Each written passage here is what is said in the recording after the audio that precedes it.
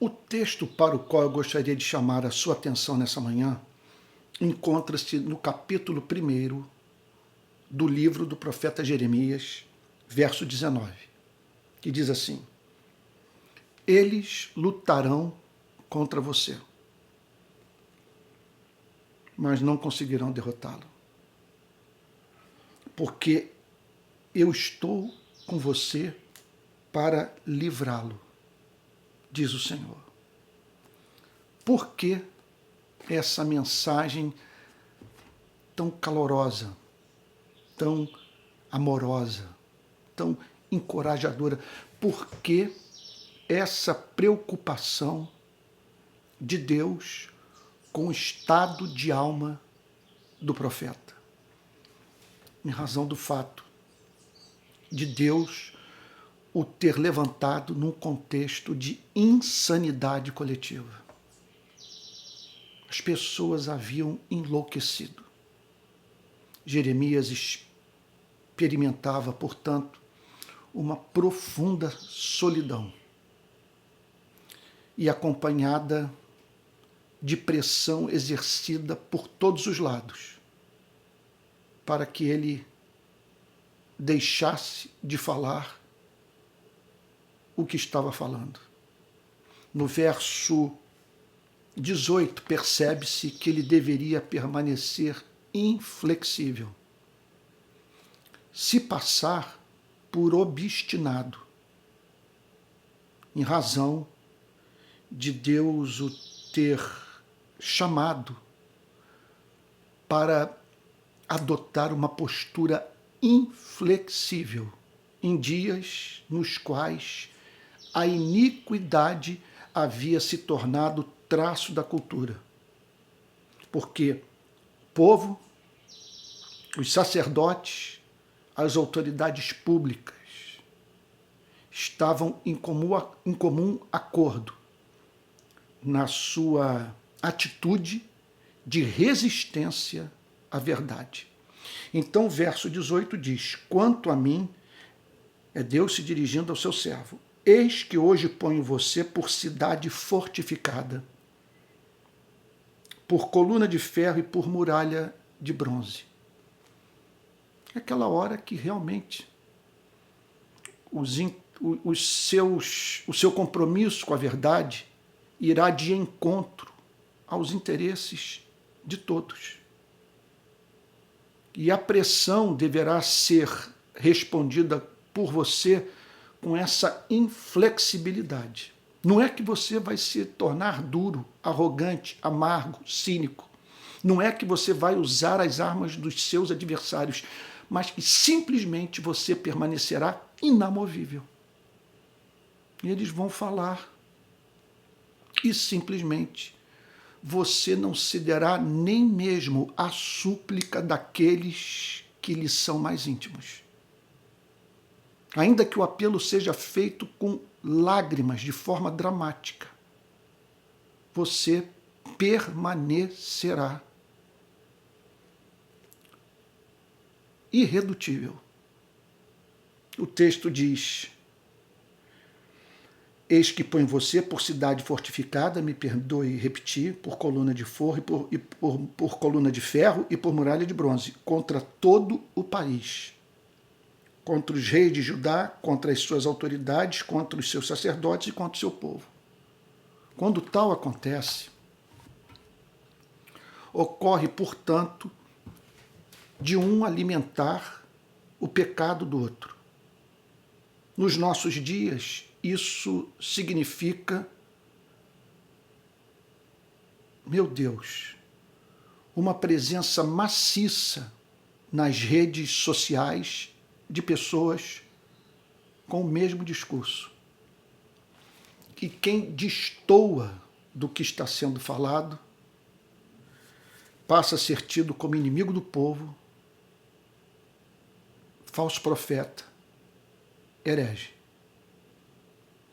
O raciocínio é o seguinte: não é possível que tanta gente esteja enganada ao mesmo tempo e apenas esse homem seja o porta-voz de Deus na nossa nação.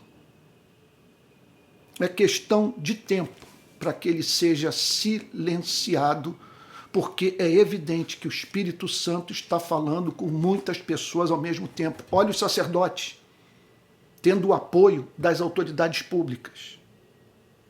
Observe o povo e o apoio que dá aos sacerdotes. E como que os sacerdotes falam da parte de Deus, uma vez que eles estão falando aquilo que o povo quer ouvir, que julga que precisa ouvir, em razão do fato do seu coração ter tornado o seu ouvido apenas aberto para a mensagem que lhe é conveniente.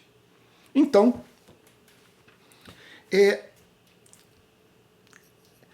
essa inflexibilidade tem um preço a ser pago. O texto diz no verso 19, que é o texto de hoje: eles lutarão contra você. Vão desejar a sua morte, vão trabalhar duro para minar a sua reputação. Eles vão o impedir de ter acesso a setores inteiros da sociedade da igreja. Eles vão desconstruir o seu nome. Eles vão proferir mentiras a seu respeito. Até porque, se as pessoas vierem a crer no que os sacerdotes e as autoridades públicas estão ensinando, esses homens simplesmente perderão espaço na igreja e na sociedade. Não vão ganhar mais eleição. Vão empobrecer. Serão expostos à execração pública. Por isso, essa mensagem carinhosa da parte de Deus ao seu servo Jeremias. Por isso, a ternura. Por isso, a esse zelo, esse interesse pela preservação da saúde mental e espiritual do profeta Jeremias, uma vez que a pressão haveria de ser grande. E aí, então, dentro desse contexto, essas palavras extraordinárias. Eles lutarão contra você, mas não conseguirão derrotá-lo, porque eu estou com você para livrá-lo, diz o Senhor. Então, há promessas para essas vozes solitárias. Eu gostaria de destacar 3 à luz desse texto. Número 1. Olha, a primeira promessa é a seguinte: eles lutarão contra você. Veja, Deus não vai lutar contra você.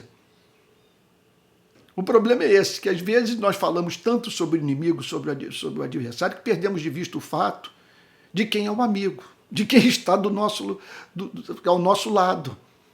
Sabe? Se Deus é por nós, quem será contra nós? Mortais lutarão contra você e contra mim. O que não pode é Deus fazer oposição ao nosso ministério. Eles lutarão contra você. Ele não está dizendo, eu lutarei contra você.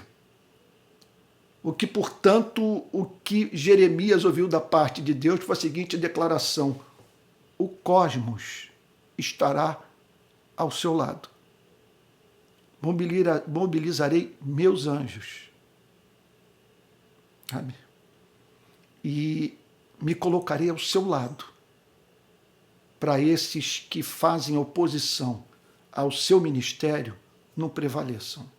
Essa é a primeira promessa. A segunda promessa: a derrota está fora de cogitação. Olha o que o texto diz. Eles lutarão contra você, mas não conseguirão derrotá-lo. Então, e veja só, por que não conseguirão derrotá-lo? Em primeiro lugar, porque estar na batalha já é vitória. Só o fato de você estar sendo perseguido por essa canalha já é um sinal extraordinário de vida. Está lembrado lá do Senhor Jesus no Sermão da Montanha? Assim perseguiram os profetas que viveram antes de vós. Por isso, regozijai-vos e exultai-vos. Então, esta batalha, veja só, estar na batalha já é vitória. Primeiro ponto. Vamos pensar no sentido de eles lutarão contra você, mas não conseguirão derrotá-lo. Qual é o sentido de não conseguirão derrotá-lo? Em primeiro lugar, o fato de você estar na batalha defendendo com independência a verdade já é uma vitória. É uma vitória. Porque olha só, você olhou para a opinião pública, você olhou para a vontade da maioria, você olhou para tudo aquilo e disse o seguinte: vou perder muito. Vamos pensar nos dias de hoje. Você ouviu aquele curso sobre como arrebentar nas redes sociais. E um dos princípios é você se preocupar com o seu público-alvo, falar aquilo que as pessoas querem ouvir. Então você tomou uma decisão que não lhe é vantajosa, mas é justamente por isso que meu Deus, eu diria que esse é um sinal quando você está inquieto. Veja só, o que eu estou querendo dizer? Que os pensamentos estão vindo aos borbotões. O que eu estou querendo dizer? Quando a pressão é tamanha, você para num momento ou outro para pensar, mas será que eu estou no caminho certo? É tanta gente que eu considerava boa falando a mesma coisa. Será que eu estou realmente combatendo o bom combate? Bom, um bom sinal é o seguinte: quando você fez a escolha por aquilo que não lhe é conveniente, que representa perda de espaço, perda de dinheiro, perda de fama, olha, esse é um sinal indicativo que você escolheu a verdade, a causa do amor, a causa do evangelho. Uma vez que, se não fosse a paixão por esses valores, você jamais se insurgiria contra tanta gente e perderia tanto, sofreria tamanhas perdas. Agora, vamos lá, pensando no sentido dessa palavra, né, derrota, eles não vão derrotá-lo, porque o ministério vai ser cumprido. Não há mínima dúvida quanto a isso. O sentido de eles não conseguirão derrotá-lo não é que você não vai sofrer abalos, não é que não haverá perseguição, não é que eles não vão se levantar contra você, mas é que o propósito de Deus para a sua vida vai ser cumprido. Sabe aquela história, o que é do homem, o bicho não come. Me perdoe falar nesses termos, não quero banalizar a verdade. O que eu estou querendo tão somente afirmar é o seguinte: o que Deus tem reservado para você e para mim vai se cumprir. Eles não vão conseguir nos derrotar. Aí às vezes você olha e você diz: meu Deus, parece que eu estou diante de muralhas de bronze. Eu não vou conseguir penetrar em alguns territórios, não vou conseguir alcançar algumas pessoas. Parece que eu sofri derrotas irreversíveis porque a pressão é tamanha. Quer dizer, o meu caminho foi blindado. Eu me vejo diante de uma montanha a ser transposta por mim. Mas aqui está o texto dizendo que você não vai ser derrotado. Porque se a porta foi permanentemente fechada, é porque Deus está abrindo um outro caminho para que pessoas que você não alcançaria de outra forma sejam alcançadas por você. Você não vai ser derrotado. O ponto é esse, sabe? E por fim, veja só, quando ele diz eles não vão conseguir derrotá-lo, veja, por fim, o que pode ser dito sobre isso é o seguinte: que eles não vão impedi-lo de, naquele grande dia, quando todos os seres humanos estiverem reunidos, quando os mortos ressuscitarem e todos comparecerem diante do tribunal de Deus, eles não vão impedir Deus de olhar para você e dizer: servo bom e fiel, eu tive fome, você me deu de comer.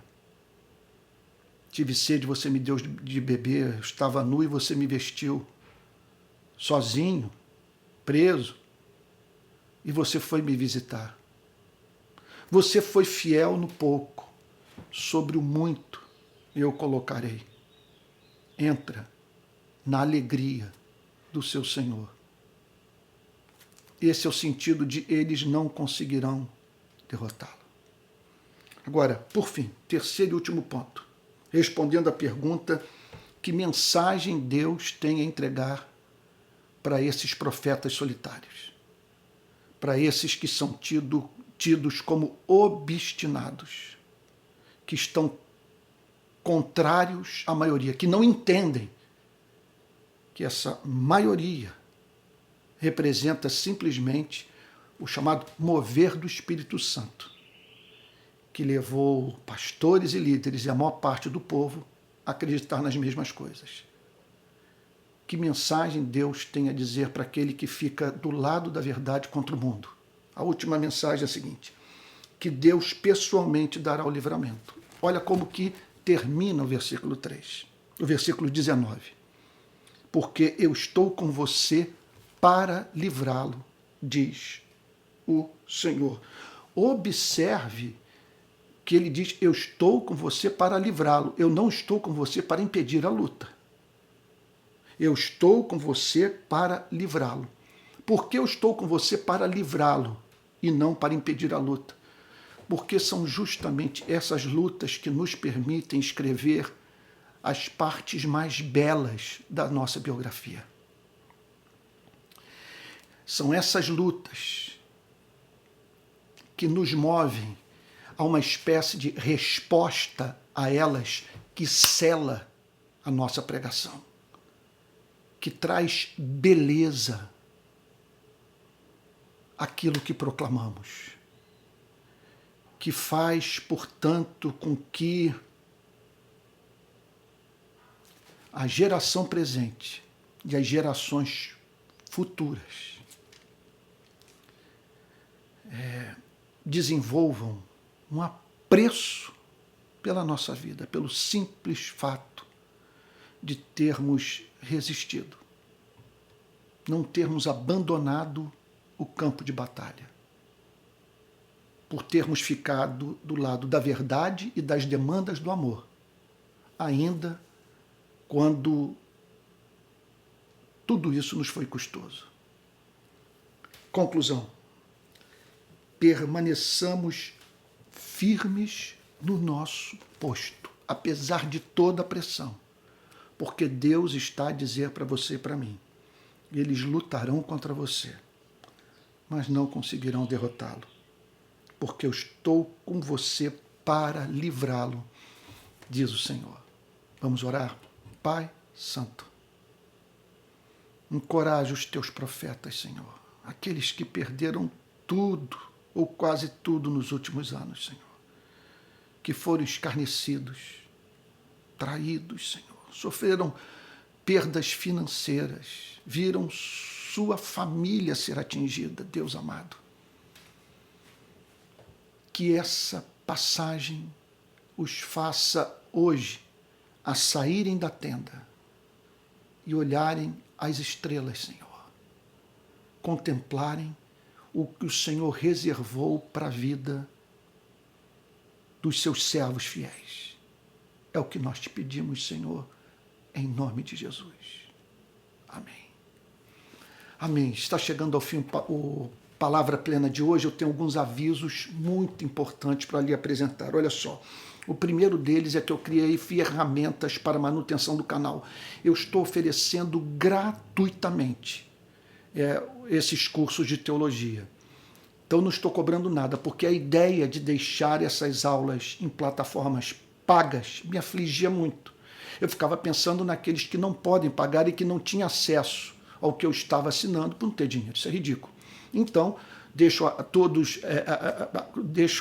a liberdade de contribuir ou não. Você pode assistir livremente, sabe? E a minha meta não é ganhar dinheiro, a minha meta é alcançar o maior número possível de pessoas. Agora, para alcançar o maior número possível de pessoas, eu preciso de excelência técnica, eu preciso de gente trabalhando comigo, eu preciso de recursos. Então, eu estou dando as seguintes opções para você me ajudar a manter o canal no ar. A primeira delas é você se tornando membro do meu canal. A segunda delas é você fazendo uma oferta para o meu Pix, palavraplena@gmail.com. E a terceira é você indo lá no meu canal.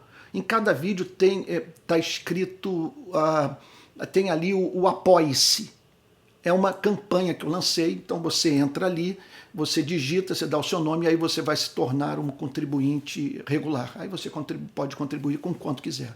Tá bom? Então essas são as três formas: tornando membro do canal, fazendo seu depósito da sua oferta no Pix, né, que é o palavraplena@gmail.com, e apoiando o Apoie-se, que é uma ferramenta de captação de recursos, tá bom? Para quem tem aí alguma coisa a apresentar ao mundo, mas falta dinheiro para isso, tá bom? Eu quero dizer também a você que o Palavra Plena é diário. Ele vai para a rede de segunda a sexta-feira, sempre às 7 horas da manhã. E, por fim, quero lembrar a você a grade do Instituto ACC. De segunda a sexta, às 18 horas, eu sempre posto um vídeo relacionado à teologia. Segunda-feira é um vídeo sobre a relação do cristianismo com a filosofia. Na terça, cristianismo e política. Quarta-feira, oh meu Deus, quarta-feira o que é mesmo? Não, terça-feira, teologia propriamente dita. Quarta-feira, cristianismo e política. Quinta-feira, história do cristianismo. E sexta-feira, pregação e liderança. É isso aí, tá bom? Olha, quero me despedir e me veio ao coração o desejo de fazer a seguinte exortação. Não deixe de orar, não deixe de ler a Bíblia, não deixe de congregar, tá bom? De estar na companhia dos seus irmãos. Seja num templo, seja numa casa, sabe? Seja num lugar qualquer, mas não abra mão de estar com a igreja de Cristo, tá bom? Fique com Jesus, tá? Uma boa segunda-feira e até amanhã, às 7 horas da manhã, para mais um Palavra Plena.